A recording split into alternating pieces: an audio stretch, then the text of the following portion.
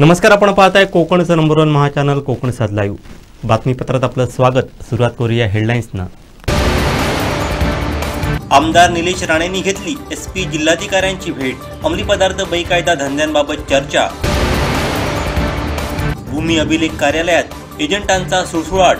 वैभव नाईकांचा आंदोलनाचा इशारा। आणि तुमची लायकी नाही, दोडामार्ग नगराध्यक्ष नगरसेवकांमध्ये शाब्दिक बाचाबाची। आता पाहूया सविस्तर बातम्या। कणकवली तालुक्यातील असलदे गावातील दिवाण सानेवाडी गावठणवाडी परिसरात गेले काही दिवस बिबट्याचा मुक्त वावर सुरू आहे।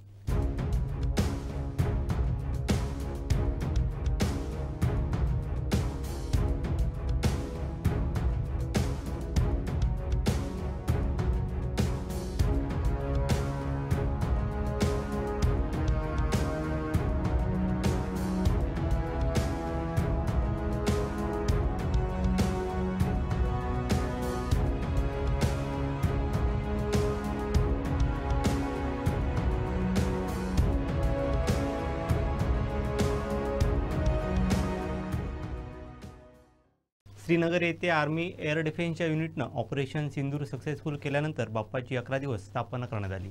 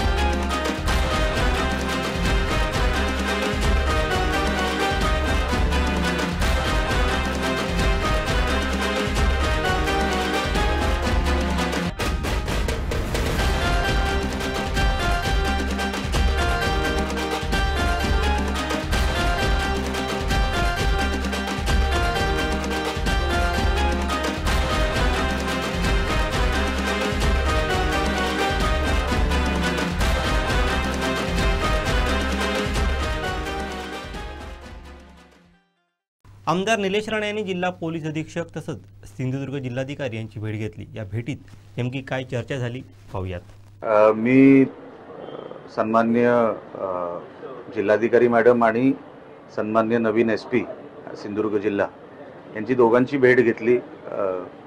दोघांची इकडे आता जस्ट बदली झालेली आहे सिंधुदुर्ग जिल्ह्यामध्ये।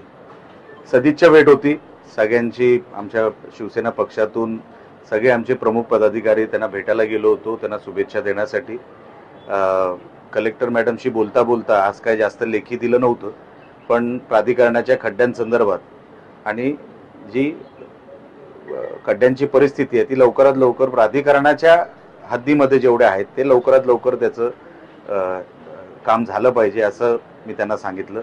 एसपी साहेबांना बोलता बोलता ड्रग्स आणि ही जी काही डुप्लिकेट दारू गोव्यातून येते ह्याच्यावरती झिरो टॉलरन्स मोहीम राबवून कायमचा हा विषय जो आहे, जो ऑलरेडी पोलिसांनी हाती घेतलेला आहे, प्रशासनाने हाती घेतलेला आहे, पण कायमचा हे सगळे विषय बंद झाले पाहिजे जिल्ह्यामध्ये। कारण का मोठ्या प्रमाणामध्ये डुप्लिकेट दारू ही सिंधुदुर्गातून पुढच्या जिल्ह्यांमध्ये पास होते, सिंधुदुर्ग जिल्ह्यात येते। ड्रग्सचा पण व्यापार मोठ्या प्रमाणामध्ये सिंधुदुर्गात एक मोठं नेक्सस चालू आहे असं दिसतंय। पोलिसांनी लवकरात लवकर हे सगळं मोडून काढावं आणि आमच्या तरुण पिढीला ह्याच्यातून बाहेर काढावं असे ह्या 2-3 विषयांवर आम्ही चर्चा केली सिंधुदुर्ग जिल्ह्यातून जाणाऱ्या मुंबई गोवा महामार्गावरती 2 महिन्यांमध्ये 4 जीव गेलेले आहेत। महामार्गावरती खड्ड्याचं साम्राज्य आहे। पोलीस प्रशासनाकडनं खड्डे जे बुजवतात त्यात कंपनीवर न गुन्हे दाखल करता काल एका वेंगुर्ल्यात ज्याची आई गेली त्या मुलावरच गुन्हा दाखल करण्यात आला। काही स्पेसिफिक कुठल्या गोष्टी घडत असतील तर ते आपण दुरुस्त करू, पण पाऊस मोठ्या प्रमाणामध्ये यावेळेस आपल्याला लक्षात आलं असेल 22 दिवस लवकर पाऊस आला, जवळपास महिनाभर लवकर पाऊस आला। जे दुरुस्तीची कामं होती ती अर्धवट राहिली, तशीच राहिली, करायला वेळ मिळाला नाही आणि पावसाळ्यात ही सगळी कामं होत नाही। आता पावसाळा कुठे कमी झालाय, एकदा ह्या आठवडा 10 दिवसामध्ये हा पाऊस एकदम 100% कमी झाल्यानंतर ही सगळी कामं मार्गी लागणार, काम एकही शिल्लक ठेवणार नाही, सगळे खड्डे बुजवले जाणार आणि रस्तेही चकाचक करणार, एवढं मी तुम्हाला तुमच्या निमित्ताने सांगतो। आम्ही संजय राऊतांना काडीचीही किंमत देत नाही अशी टीका आमदार निलेश राणेंनी केली आहे। मला माहित नाही तुम्ही संजय राऊतांना एवढी किंमत का देता, आम्ही त्याला काडीची किंमत देत नाही। कोणाची राग रांगोळी झाली आहे हे 2024च्या निवडणुकीमध्ये महाराष्ट्र जनतेने दाखवलं ना।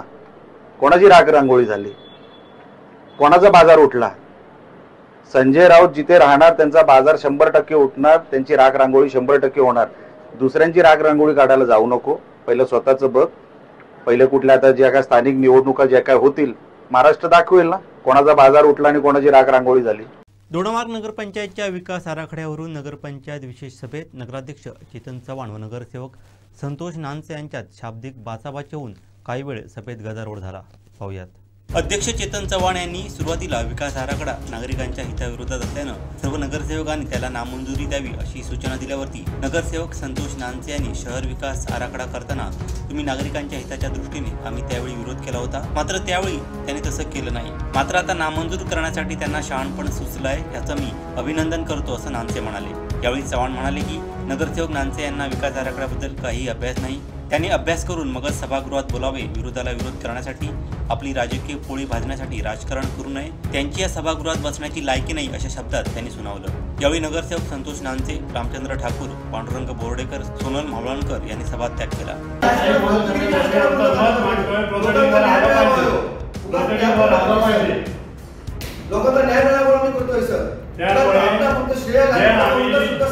आम्ही मागच्या मीटिंग मध्ये मत मांडलेलं आहे त्यावर आम्ही ठाम आहोत। आम्ही या शहर विकास आराखड्याला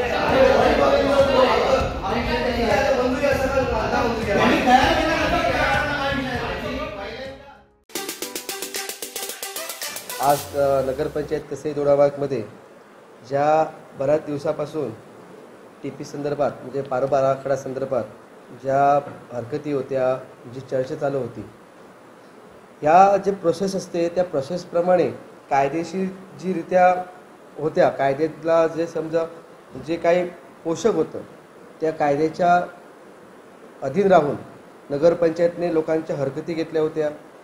हरकती घेतल्यानंतर त्याच्या जे आपल्या बॉडीमध्ये जे नेमणूक केलेल्या मी स्वतः नगराध्यक्ष म्हणून होतो, उपनगराध्यक्ष होते, बांधकाम सभापती होते आणि व जे रिटायर्ड टीपीचे 3 सदस्य होते, एक पर्यावरण तज्ज्ञ पण होते। या सगळ्यांच्या हरकती आणि सर्व लोकांच्या मागण्या या विश्वासात घेऊन आज ही मीटिंग टाउन प्लॅनिंगची या पारोबा आराखड्याची मीटिंग जी होती त्या आराखड्याला आपण सर्व सदस्यांनी नामंजुरी दिलेली आहे। ह्याची कारणं म्हणजे जी नगरपंचायतच्या हद्दीमध्ये लोकसंख्या दाखवलेली आहे ती एकदमच म्हणजे 2046 पर्यंत 5,500 आपली लोकसंख्या होणार आणि आता 3,000ची लोकसंख्या दाखवली आणि त्या लोकसंख्येच्या आधारात हा पूर्ण पारोबा आराखडा तयार केला होता। वारंवार आम्ही त्यांना सांगत होतो आराखड्यामध्ये तुम्ही आमची जी लोकसंख्या आहे ती विश्वासात घ्या, लोकसंख्या विश्वासात घेऊन जी निवासी झोन आणि ॲग्रिकल्चर झोन आहे ती कमी करून निवासी झोन वाढवा, कमर्शियल झोन वाढवा ज्या लोकांना फायदा झाला. नगरपंचायत ही वारंवार मोठी होत चाललेली आहे, ते विस्तार वाढत आहे. आणि जर समजा ॲग्रिकल्चर आणि ते वनस्वज्ञ हे पूर्वी 34% आमच्या दोडामार्गमध्ये वनस्वज्ञ आहे जमिनी आपल्या, त्यानंतर 48% त्यांच्या आणि 46% ॲग्रिकल्चर झोन लावलेलं आहे. म्हणजे 78% जर समजा जमिनी आमच्या अविकसित राहिल्या तर त्या पारोब आराखड्याचा काहीही आपल्याला फायदा नाही. त्यांना मी परत विश्वासात त्यांना सांगितले, लोकसंख्या आताची आमची 15,000 आहे. असिस्मेंट जे आम्ही घेतलेले आहेत, असिस्मेंट काढलेले आहेत, लोकांना दिलेले आहेत. परत नवीन बिल्डिंगच्या जे होणार आहेत, शाळा विद्यालय आहेत, दुकानगाय आहेत, हॉटेल्स आहेत, हे सर्व लोकसंख्या बघितली तर 15,000च्या वर लोकसंख्या आताची आहे. म्हणून सर्व बॉडीने, आम्ही नगरपंचायतच्या सर्व बॉडीने ह्या पारोब आराखडा सर्व हे लोकसंख्येला आधारित धरून लोकसंख्येची परत जनगणना करून परत पूर्णत्वात परत करायचा. जे काही रस्ते, जे काही दाखवलेले आरक्षण प्लॉट आहेत त्यांचा फेरविचार करायचा. आणि अशी आम्ही ठराव घेतलेला आहे आणि आम्ही सर्व बॉडीने त्याला जी पारोब आराखडा आहे त्याला नामंजूर दिलेली आहे. पुन्हा सर्वांनी परत लोकसंख्येचा आधार करून परत आमच्या जे आपले आयुक्त आहेत, शासन आहे, शासनाचा विचार करून लोकांचा हिताचा, लोकांच्या फायद्याचा पारोब आराखडा निर्माण करून तयार करावा, ही आम्ही सर्वांनी बॉडीने आम्ही त्यांना सुचवलेलं आहे.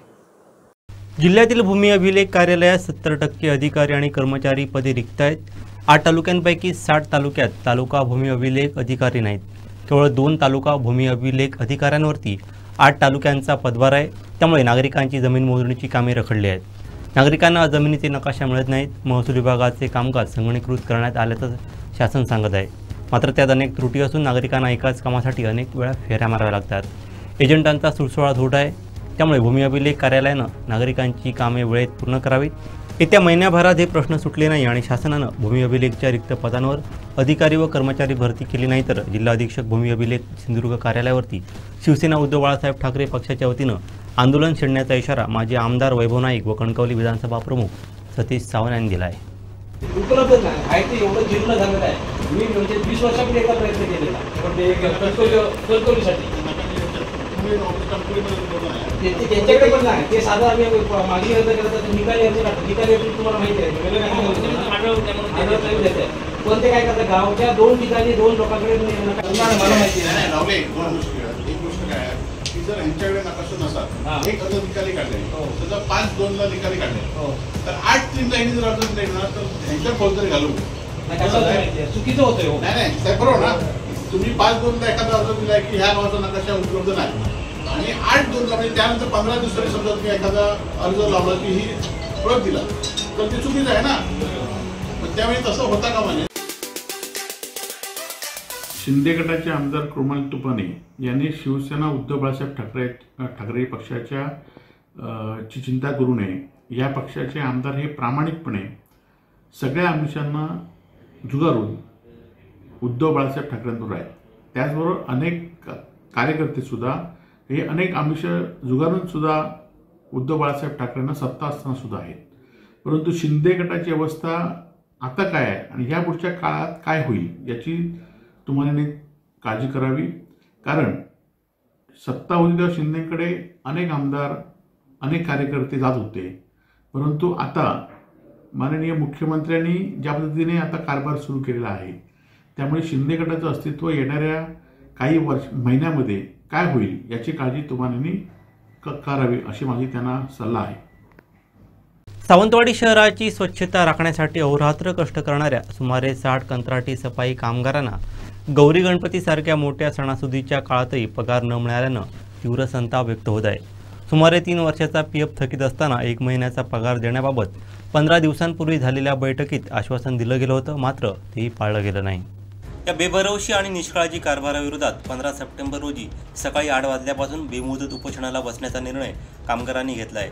सावंतवाडी शहरातील गुरुकुल येथे आज माजी नगराध्यक्ष बबन साळगावकर यांच्या अध्यक्षतेखाली कंत्राटी सफाई कामगारांची बैठक झाली. या बैठकीत माजी नगरसेवक विलास जाधव, सुरेश भोगटे, अभय पंडित, मनोज घाटकर, इफ्तिकार राजगुरू, बंड्या तोरसेकर, उमेश खटावकर, सुंदर गावडे, जॉनी फर्नांडिस, कामगार प्रतिनिधी बाबू बरागडे, सागर खोरागडे, विनोद काष्टे, बाबू कदम, कृष्णा डोईफोडे, लहू लाटिये, सचिन कदम, शोएब शेख, शबीर नाईक, राजू मयेकर, नितीन पोकरे, रवी कदम यांच्यासह अनेक कामगार उपस्थित होते. गणपतीच्या अगोदर कामगारांनी नगरपंचायत कंत्राटी कामगारांनी संप पुकारला आणि तो संप पुकारल्यानंतर त्याला आम्ही सगळे मी होतो, सुरेश बोगटे, विलास जाधव, अजून काही नगरसेवक वगैरे एकत्र येऊन एक गणपतीच्या अगोदर होणं हे योग्य वाटत नाही होतं आणि ते थांबावं म्हणून प्रांत अधिकाऱ्यांकडे कामगारांची बैठक घेतली गेली आणि त्या बैठकीमध्ये प्रांत अधिकाऱ्यांनी सांगितलं की आपण त्याचा चांगलासा तोडगा काढून कामगारांचा तात्काळ पगार काढू, कारण गणपती सण हा कोकणातील सगळ्यात मोठा सण असतो आणि प्रत्येक कामगारांच्या घरामध्ये गणपती बसलेले होते. अशा वेळी त्यांचा पगार काढला गेला आणि त्याचा उद्रेक म्हणून परवा 15 तारीखला संपावरती बसण्याचा निर्णय घेण्यात आला आहे. कामगारांची कंत्राटी कामगार यामध्ये कोणतीही चूक नाही, परंतु प्रशासन इथं टोलाटोली करतं. गेले 1 वर्ष ह्या सावंतवाडी नगरपंचायतीमध्ये मुख्याधिकारी नाही. 1 महिन्यामध्ये एक बाई आली, त्यांनी 2-3 माड तोडले, माडाची झाडं समोरची तोडली, परंतु 2 महिन्याभरात त्यांनी बंद करून गेले. एक महिना एक वर्षभर ह्या नगरपंचायत मुख्याधिकारी हे दुर्दैव मानावं लागेल आणि कामगारांना न्याय देण्यासाठी पुढच्या 15 तारीखला उद्याच्या 15 सप्टेंबरला आम्ही उपोषणाला बसून बेमुदत कायम उपोषणाला बसून त्या दिवसापासून कंत्राटी कामगार काम बंद करतील. गोव्याच्या दिशेने जाणारा 18 चाकी ट्रेलर उड्डाण पुलावरून भरधाव वेगानं पुढे हळवळ फाटा येथील तीव्र वळणावरती पलटी झाला. मंगळवारी 2:30 वाजण्याच्या सुमारास झालेल्या अपघातात ट्रेलर चालक गंभीर जखमी झाला. त्याला उपचारासाठी कणकवली उपजिल्हा रुग्णालयात दाखल करण्यात आलं आहे.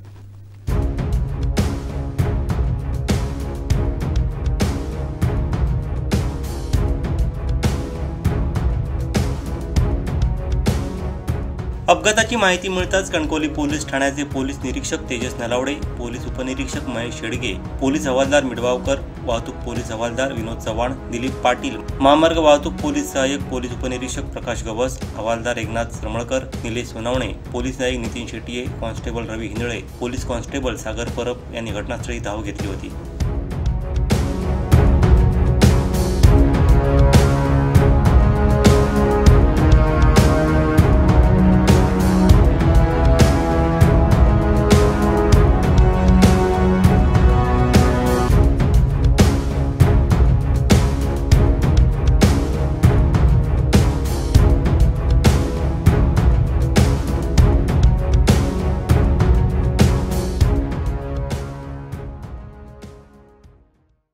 महाराष्ट्रातील जलदी क्षेत्रात मालवणसमोर अंदाजे 6 ते 7 सागरी मैल येथे अनधिकृतरित्या परससीन नेटद्वारे मासेमारी करणाऱ्या रत्नागिरी येथील 3 अनधिकृत परससीन नौकांवरती सहाय्यक आयुक्त मत्स्य व्यवसाय सिंधुदुर्ग यांनी कारवाई केली आहे. महाराष्ट्र सागरी मासेमारी नियमन अधिनियमन 1981 व सुधारणा अधिनियमन 2021 अंतर्गत ही कारवाई करण्यात आली आहे.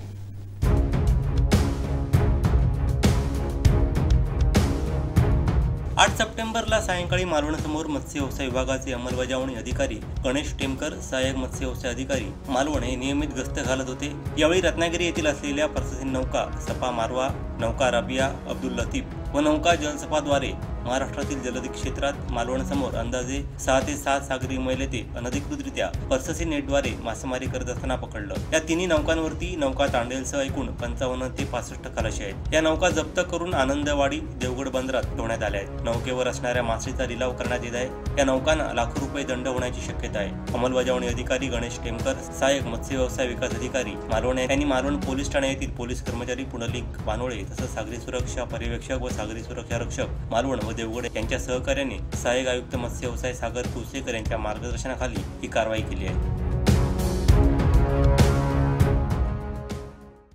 सावंतवाडी वन विभागाच्या जलद कृती दलाला 1 वर्ष पूर्ण झालं असून या वर्षभरात त्यांनी अवघड अशी मोठी रेस्क्यू ऑपरेशन यशस्वी केली आहेत.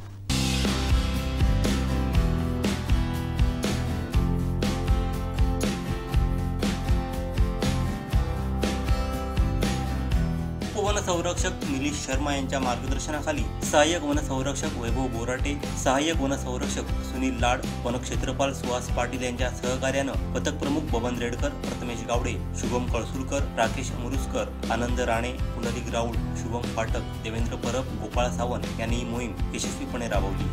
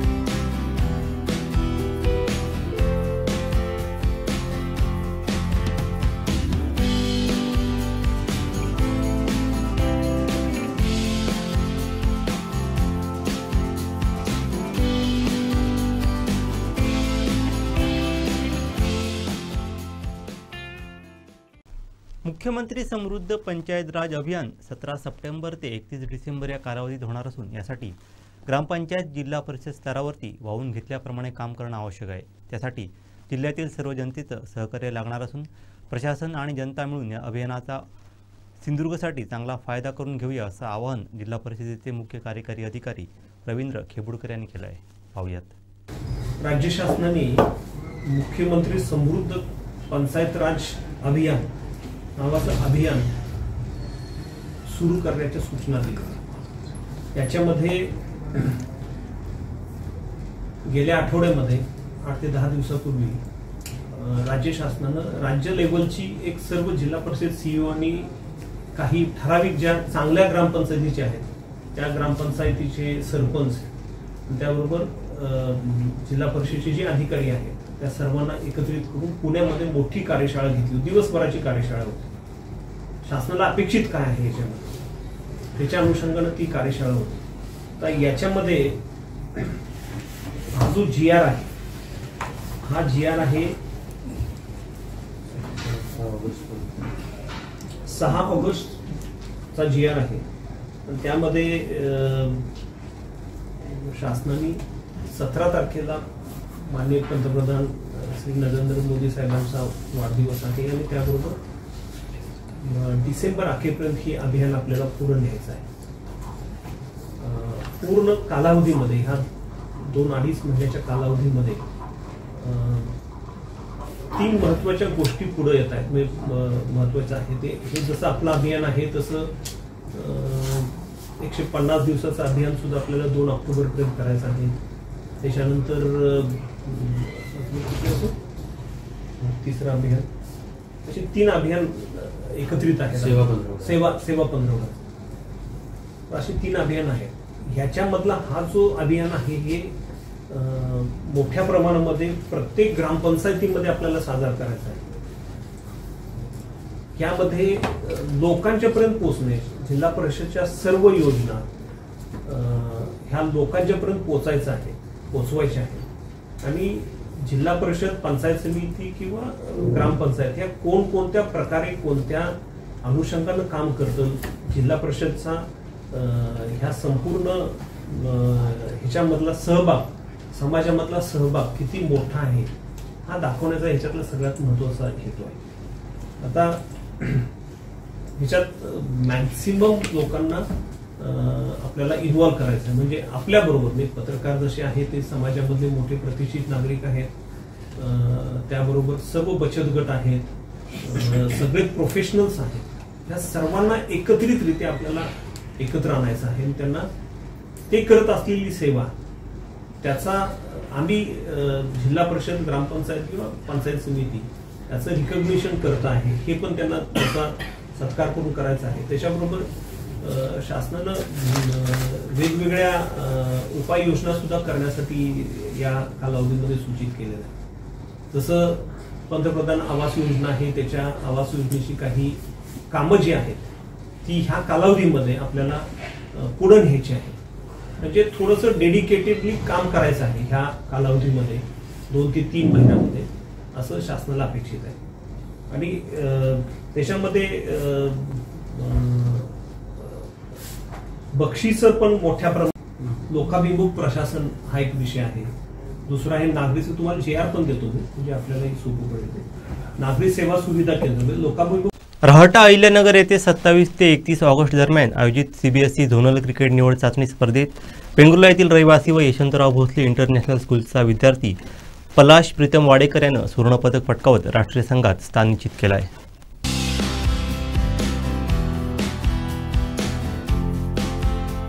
वेंगुर्ला येथील पलाश वाडेकर यांनी लेदर बॉल क्रिकेट स्पर्धेत आपली चमक दाखवत राष्ट्रीय स्पर्धेपर्यंत मजल मारली आहे। महाराष्ट्र, गोवा, कर्नाटक, केरळ आदी राज्यांचा मिळून एकत्रित करण्यात आलेल्या साऊथ झोन संघातून पलाश राष्ट्रीय स्पर्धेत खेळणार आहे। या स्पर्धेच्या झालेल्या निवड चाचणीत 14, 17 आणि 19 वर्षाखालील वयोगटातील एकूण 1036 विद्यार्थ्यांनी सहभाग घेतला होता। पहिल्या फेरीत 14 वर्षांखालील 88, 17 वर्षाखालील 85 व 19 वर्षांखालील 34 खेळाडूंची निवड करण्यात आली आहे। अंतिम फेरीत प्रत्येक वयोगटातून सुवर्ण पदकासाठी 18 व रौप्य पदकासाठी 14 खेळाडूंची नावे निश्चित करण्यात आली आहेत. सुवर्ण पदक विजेत्या खेळाडूंमध्ये पलाश वाडेकर व सावंतवाडीचा संकेत राणे यांचा समावेश असून नवी दिल्ली येथे 15 ते 20 सप्टेंबर दरम्यान होणाऱ्या राष्ट्रीय स्पर्धेत साऊथ झोन सर्जन ट्रायकर्सच्या संघातून ते खेळणार आहेत. पलाश हा वेंगुर्ला येथील सुधीर सारंग यांच्या श्री स्वामी समर्थ अकॅडमीमध्ये वेंगुर्ला कॅम्प येथे आपला सराव करतो. तसंच पलाश वाडेकर व संकेत राणे याला भोसले नॉलेज सिटीचे क्रीडा शिक्षक सचिन हरमलकर व एस्तर परेरा यांचं मार्गदर्शन लाभलं. या दोन्ही विद्यार्थ्यांचे शाळेचे संस्थापक अच्युत सावंत भोसले, मुख्याध्यापिका प्रियंका देसाई यांनी अभिनंदन केलं व पुढील वाटचालीत शुभेच्छा दिल्या. म्हणजे सरांकडे शिकलो, कॅम्पात सारंग सरांकडे शिकलो. नंतर त्यांनी मार्गदर्शन केलं डिस्ट्रिक्टसाठी. इकडे औरंगाबादला सिलेक्ट झालो अंडर 14 मध्ये. नंतर स्कूल लेवलला आता खेळतोय. National YBA Yashwantrao Bhosale international school कडनं खेळतोय. त्याच्यानंतर आता नॅशनलच खेळतो. होती 5 दिवसाची स्पर्धा होती. ट्रायल्स होते रावटला शिर्डी तिथे. तू सिलेक्ट झालास? ते ट्रायल्स झाले नेट्स मध्ये. कोचेस होते बाहेरचे, BCCI IPL चे, आणि आमचे coach Sachin Haramalkar sir YBA चे ते पण होते. बॅटिंग करतो, किपिंग दोन्ही. बॅटिंगसाठी निवडले. प्रामुख्याने सांगायचं तर त्यांनी पहिल्यापासून माझ्या मुलाची या क्रिकेट या गोष्टीकडे आवड होती आणि आम्ही कुटुंबातून त्याला नेहमीच प्रोत्साहन देत गेलो. त्याच्यात वेंगुर्ल्यामधील कॅम्पमधील आपले सारंग सर, नितीन सारंग सरांची यामध्ये खूप मोठं योगदान आहे. कारण त्याला जो इथपासून लहानपणापासून घडवण्यामध्ये, क्रिकेटमध्ये घडवण्यामध्ये किंवा त्याच्यावर जास्त त्यांनी लक्ष देऊन व्यवस्थित त्याला त्या बाबतीत तयार केल्यामुळे आज त्याला या सामन्यासाठी जाण्यासाठी जी काय आपली ती कुशलता आहे ती त्याच्यामध्ये त्यामुळे निर्माण झाली. आमचे YBS कॉलेजचे इंटरनॅशनल स्कूलचे सर सचिन हरमलकर यांचं योगदान याच्यामध्ये तसं तेवढंच महत्वाचं आहे. कारण ही स्पर्धा यावर्षी सुरू झालेली असून या स्पर्धेसाठी प्रामुख्याने आपल्या मुलांनी सहभागी व्हावं ही मोठी आशा आणि धारणा ठेवून ते तिथे गेले आणि त्याच्यात त्यांनी 5 मुलं काय असणार निश्चित यश मिळवून आणले. असे बरेच. पहिली गोष्ट अशी आहे की प्रत्येक मुलानं शिक्षणात चांगल्या प्रकारे आपल्या पालकांचं समाधानकारक प्रगती केली पाहिजे, पण त्याचबरोबर त्या मुलाचा सर्वांगीण विकास झाला पाहिजे. या दृष्टीने पालकांनी आपल्या मुलावर असा फोकस केला की त्याच्यामध्ये आवड कुठली आहे, त्याला कुठल्या खेळाची आवड आहे, त्याला कुठला खेळ खेळावा असं वाटतो आणि त्या बाबतीत त्याला प्रोत्साहित प्राथम्याने घरातून केलं पाहिजे. त्याला या गोष्टीची आवड आहे आणि त्या दृष्टीनं त्याला तुमचंही सहकार्य मला तेवढंच आवश्यक आहे. अशा पद्धतीनं पालक आणि असलेली शाळा यांच्या सहकार्यातूनच या गोष्टी घडू शकतात. पहिली गोष्ट म्हणजे खूप अभिमानाची गोष्ट आहे की या लेवलला तो जाऊन खेळतोय आणि दुसरी गोष्ट म्हणजे जे इतर खेळाडूंबरोबर जे काय मी हे करतो तसं त्याच्याबरोबर आतापर्यंत हे केलेलं आहे. आणि त्याचं कसं आहे की जो अप्रोच आहे खेळण्याचा तो पूर्णपणे समोरच्याला एक डॅशिंगपणा जो म्हणतात ना, बॉलर तुम्ही कुठलाही घ्या ना, मला खेळायचं आहे क्रिकेट लक्षात आलं ना, तर त्याच्यामुळे तो एक त्याचा गुण आहे, तो घेण्यासारखा आहे. पॅड बांध म्हटल्यानंतर मी नंतर बांधतो वगैरे हे त्याच्याकडे कधीच नव्हतं आणि त्याच्यामुळे तो आज ह्या स्टेजला पोहोचलाय. तरी पण साधारण एक 4th-5वी पासून तो माझ्याकडे आहे. साधारण एक 15 ते 20 विद्यार्थी कंटिन्यू असतात. कारण कसं होतं आपल्याकडे लेदर क्रिकेट अजून जसं पाहिजे तसं प्रगत झालेलं नाहीये, लक्षात आलं. टेनिस क्रिकेटमुळे थोडंसं लेदर क्रिकेट अजून जसं वेंगुर्ल्यामध्ये रूढ झालं पाहिजे तसं झालेलं नाही. पण बऱ्यापैकी आपण प्रयत्न करतोय की लेदर क्रिकेट सुद्धा कुठेतरी चालू राहावं आणि तो पर्सनली त्याच्यावर फोकस होणार. कारण कसं आहे की आम्ही म्हणा की तिचे आई वडील म्हणा किंवा इतर प्रशिक्षक म्हणा किंवा शाळेवाले म्हणा, आम्ही फक्त दरवाजापर्यंत जाऊ. आतमध्ये ग्राउंडवर त्याला स्वतःला प्रूव्ह करायचं आहे आणि तो करणार. कारण मला ऍज अ कोच म्हणून त्याच्यावर 101% विश्वास आहे आणि तो ते करणार. शेवटी ठळक घडामोडी पुन्हा एकदा.